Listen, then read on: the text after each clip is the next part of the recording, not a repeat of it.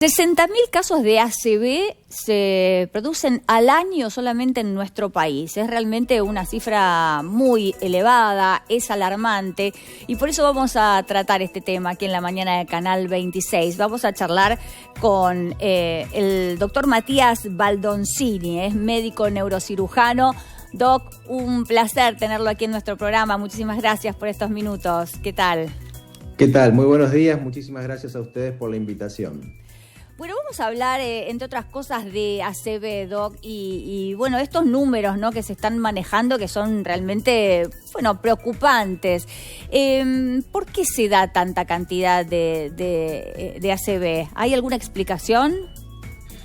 Bueno, la explicación es multifactorial y en realidad las cifras son alarmantes. Ya lo has mencionado, 60.000 casos de ACV en nuestro país, cerca de 15 millones de casos al año a nivel mundial, y las cifras son alarmantes. Y lo que preocupa es que quizás años atrás hablar de ACV era hablar de pacientes adultos mayores, pero hoy en día estamos observando cada vez más accidentes cerebrovasculares en pacientes jóvenes. Entonces, eso nos tiene que hacer cambiar un poco el paradigma de la prevención, porque algo que es clave cuando se habla de accidentes cerebrovasculares es pensar en las causas y pensar en prevenir esas causas, incluso en pacientes jóvenes. Bueno, arranquemos un poco por el tema de la prevención. ¿Cuáles son los ABC de esta tarea de prevenir?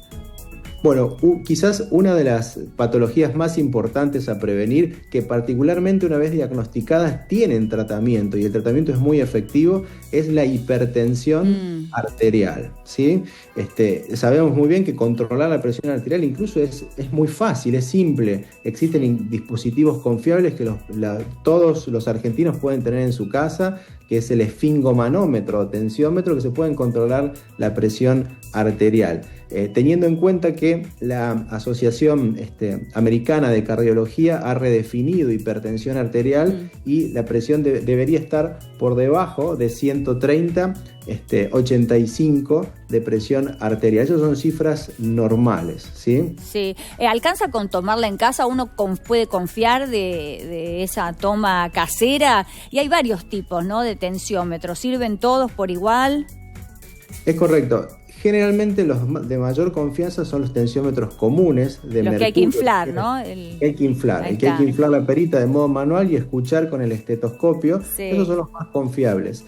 Pero hoy en día existen equipos digitales que tienen también un nivel de precisión alto, que no se necesita tanta sofisticación para poder medirlo. Entonces, con el control periódico de presión arterial, incluso en pacientes jóvenes, ¿sí? De hecho, quien les habla, yo soy hipertenso de los 23 años. Ah, mirá.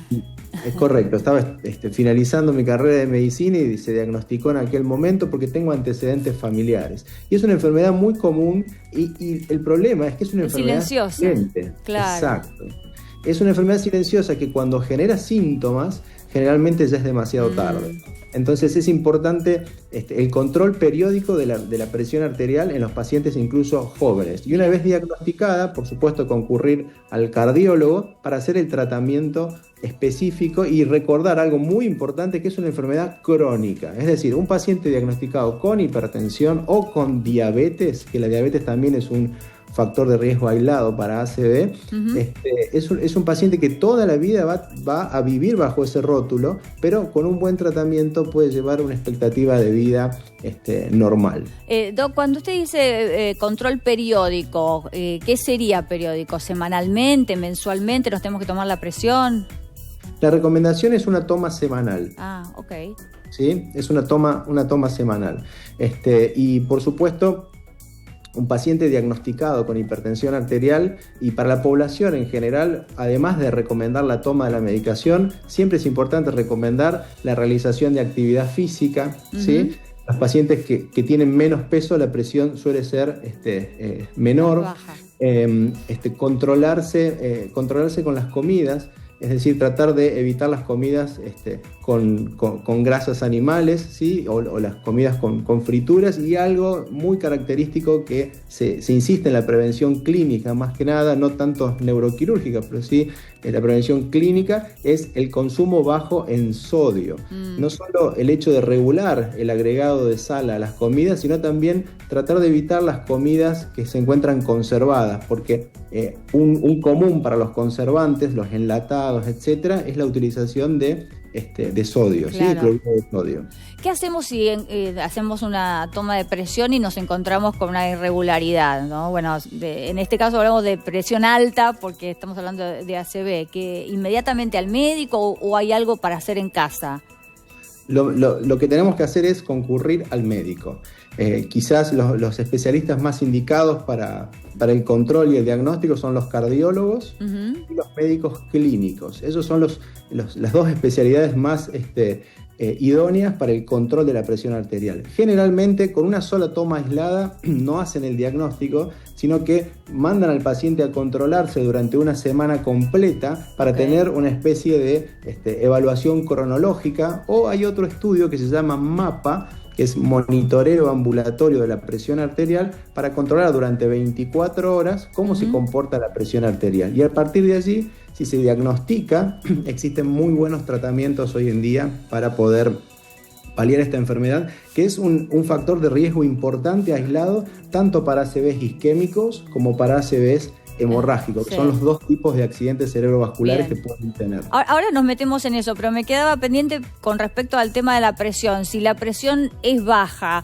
¿sirve el sobrecito de azúcar o sal? Eso que siempre se hace, ¿no? ¿Se recomienda cuando alguien está como con la presión baja? Cuando una persona está con la presión baja, generalmente es porque está deshidratada o en momentos de mucho calor se suele dar esto. Entonces, generalmente tratamos de hidratar a los pacientes con agua, y en algunos casos se utilizan algunas bebidas que tienen además algo de sodio y glucosa para normalizarlo, ¿sí? Bueno, perfecto. Ahora sí nos metemos en el cerebro, accidente cerebrovascular, que en realidad es como alguna interrupción de la circulación sanguínea en el cerebro, básicamente, así se podría definir. Es correcto. Cuando se interrumpe la normal circulación a nivel cerebral, se denomina accidente cerebrovascular. Esa interrupción puede ser porque una arteria de nuestro cerebro se forma un taponcito, y el territorio cerebral, el cual lleva sangre esa arteria, sufre un accidente cerebrovascular isquémico, o cuando una arteria se rompe y se sufre una hemorragia cerebral, accidente cerebrovascular hemorrágico. Bien. ¿Sí? ¿Cuál es la importancia de el tiempo de reacción, ¿no? Porque tengo entendido que es una patología que es bastante tiempo dependiente, digamos, ¿no? En cuanto a los resultados de poder salir adelante. Sí. Es correcto. Generalmente hay que actuar rápido, ¿sí? Hay que actuar muy rápido, y en las primeras 6 horas son las horas más importantes para actuar con un paciente. Es decir, si una arteria se tapa produciendo un accidente cerebrovascular isquémico, hoy en día hay desde tratamientos médicos para de alguna manera diluir ese trombo, hasta tratamientos mecánicos que ingresan a través de la arteria, pueden capturar ese trombo, retirarlo y que se restablezca la circulación, pero eso hay que hacerlo rápido. Se habla de la primera hora de oro, es decir, tratar de actuar incluso en la primera hora, ¿sí? Y eventualmente en las primeras 6 horas. Ya pasado más tiempo, incluso después de las 24 horas, está demostrado que ningún tratamiento le genera un beneficio a nuestros pacientes. A ver, esa ventana de la hora o de las 6 horas es para no tener secuelas, para directamente que no avance la cuestión. ¿Cómo se definiría? Sí. En realidad, actuando dentro de la primera hora, hay más chances de que el paciente tenga menos secuelas, ¿sí? Menos secuelas. Generalmente, cuando un paciente sufre un ACV isquémico o un ACV hemorrágico, existen incluso algunas secuelas menores, ¿no? Dependiendo del área del cerebro que se ve afectada, ¿sí? Y de la extensión de esa afección. Pueden ser desde síntomas leves como dificultad en la memoria, dificultad en el habla, hasta síntomas más importantes como dificultad para mover el cuerpo del lado contralateral, porque nuestro cerebro trabaja en espejo. Nuestro hemisferio izquierdo controla el lado derecho del cuerpo y viceversa del lado derecho. ¿Y eso se recupera, Doc, o ya es irreversible? Bueno, el tratamiento del ACV es bien complejo. Es decir, tenemos que trabajar mucho en la prevención, pero una vez que el paciente sufre un accidente cerebrovascular, trabajan en conjunto neurólogos para hacer el tratamiento médico, neurocirujanos, que en algunos casos se requiere retirar el trombo, o en algunos casos cuando hay edema cerebral se requiere un procedimiento para dar espacio a nuestro cerebro que se llama craniectomía descompresiva. Y después el paciente sigue en rehabilitación, en terapia intensiva. Es muy importante la rehabilitación con kinesiólogos, kinesiólogos especializados en rehabilitación neuromotriz, ¿sí? Para una adecuada rehabilitación. Incluso algunos pacientes llevan años rehabilitándose para lograr una recuperación lo más óptima posible. ¿Siempre se llega a determinar qué lo provocó, qué provocó el ACV? Es una muy buena pregunta. Lo cierto es que no siempre se llega a diagnosticar la causa. Por ejemplo, un paciente que sufre un ACV isquémico, como tuvimos hace poco el caso públicamente conocido. Sí, locomotora, ¿no? Exacto, de la locomotora. Sí.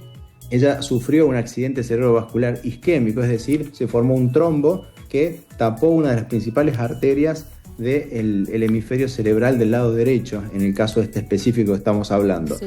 Y en el caso de ella no se encontró una causa, es decir, uno empieza a estudiar, hace ecografía de las arterias que llevan sangre, que son las arterias carótidas, las arterias vertebrales, ecografía del corazón, y en algunos casos uno no encuentra un coágulo, un trombo en alguno de esos segmentos, por lo cual no se encuentra la causa directa del ACV. Lo que sí sabemos muy bien que los pacientes que tienen diabetes, hipertensión arterial, dislipemia, que es tener elevado el colesterol, elevado los triglicéridos, y específicamente el colesterol LDL, son pacientes que tienen más riesgo per se de sufrir accidentes cerebrovasculares. O sea, hay que controlar esos factores de riesgo. Es correcto, el sedentarismo de modo aislado también, es decir, el consejo general, hay muchas personas que estarán viendo en este momento, es realizar actividad física aeróbica con frecuencia, tratar de comer comidas naturales sin conservantes, evitar el uso de sodio y las comidas muy azucaradas también, control regular, al menos una vez al año por laboratorio para poder chequear si se sube por niveles de rangos normales la glucosa y controlarse semanalmente la presión arterial. Bueno, está buenísimo hacer todo eso, ¿no? Por supuesto, prevenir, pero aún así a veces puede ocurrir, ¿no? El caso de la locomotora, una persona que, aparentemente por lo menos, ¿no? Hacía mucha actividad física, comía sano, pregonaba, es más, esta cuestión de la vida sana, y terminó falleciendo, ¿no? Como consecuencia de una ACV. O sea, algún factor que no se puede controlar.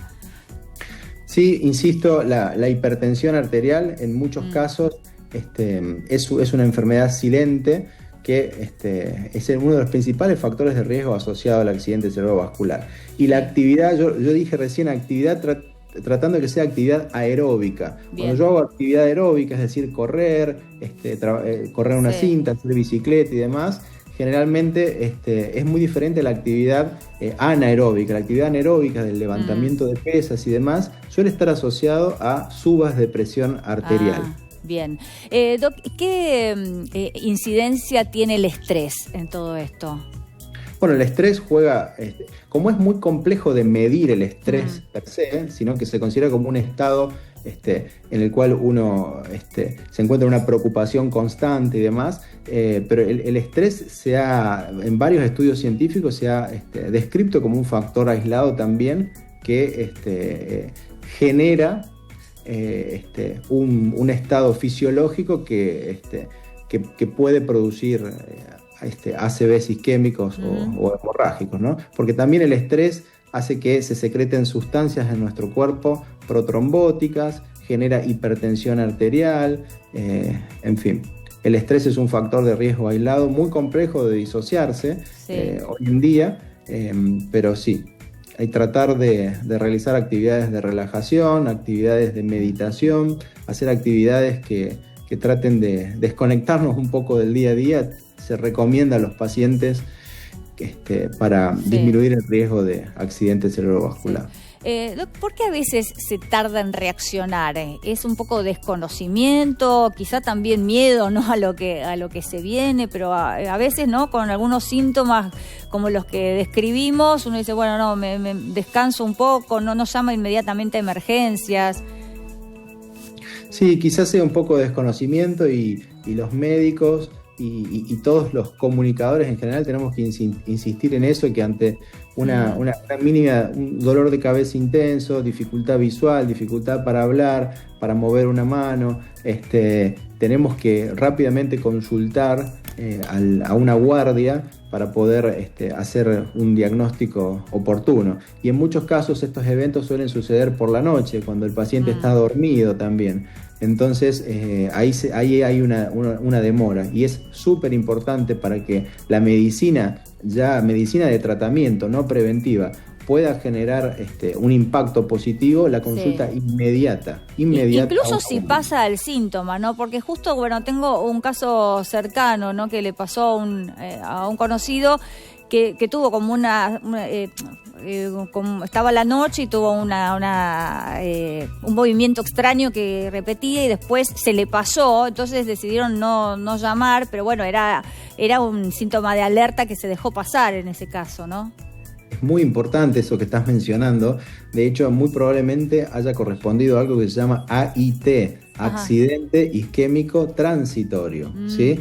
Que o algunos le denominaban anteriormente pre-ACV. A veces se forma un pequeño coágulo muy pequeño que impacta en la circulación unos minutos, genera un síntoma, después continúa viajando y el paciente dijo fue algo transitorio, tuve un día muy estresado, etcétera, y sin embargo eso fue un aviso que el paciente, y en algunos casos después tienen accidente cerebrovascular. Entonces, ante un mínimo síntoma, dificultad para mover una mano, dificultad para hablar, un trastorno visual o que el paciente diga algún tipo de incoherencias, es clave hacer la consulta pertinente, generalmente en sistemas de emergencias hospitalarias o sanatoriales, para hacer una evaluación global, poder hacer eventualmente una tomografía, que es uno de los primeros estudios que uno realiza, tomografía o eventualmente resonancia, para estudiar a este paciente. Bien. Doc, Sasha tiene una pregunta. A ver. Sí, claro.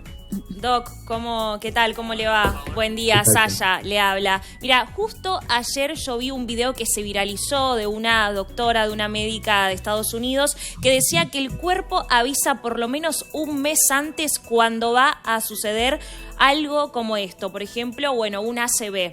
Y dice que ella lo que contaba era que se empieza a sentir en el cuerpo, por ejemplo, distintos síntomas como dolores de cabeza muy intensos que no son normales, a los que tal vez unos no están acostumbrados, o por ejemplo esto que comentabas, que se paralice tal vez una parte del cuerpo o algo que se duerma, que no es normal que te suceda habitualmente, o por ejemplo también esto en el descanso, que uno vaya a dormir, que duerma bastantes horas y que de pronto se despierte muy cansado, que empieza a suceder a repetición. Lo que ella decía era que esto sucede capaz un mes antes, distintos síntomas que te avisan lo que te puede llegar a pasar, como una especie de salvación también. Ella decía esto. Ahora, ¿qué pensás al respecto de esto? ¿Es verdad? ¿El cuerpo te avisa antes de lo que va a venir?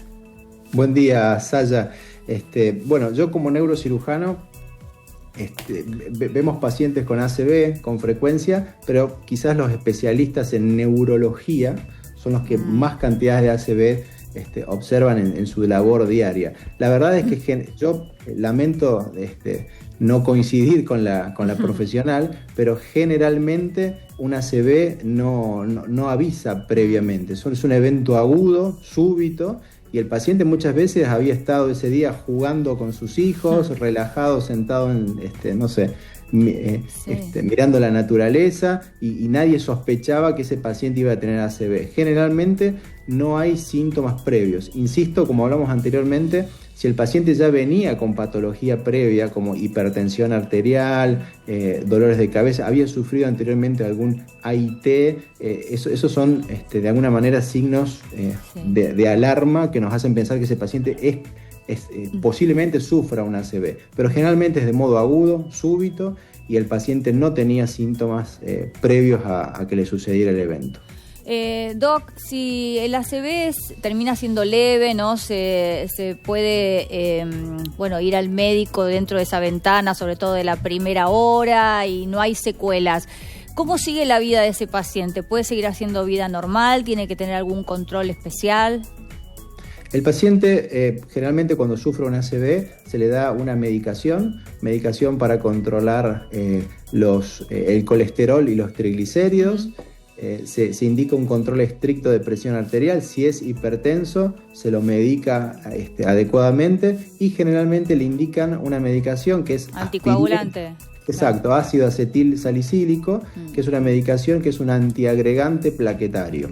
Claro. ¿Sí? Es un antiagregante plaquetario. Salvo que el paciente haya sufrido un ACV hemorrágico. En esos casos, si el ACV fue isquémico, se indican antiagregantes plaquetarios. Y sigue un control estricto por neurología y cardiología durante los siguientes años ese paciente.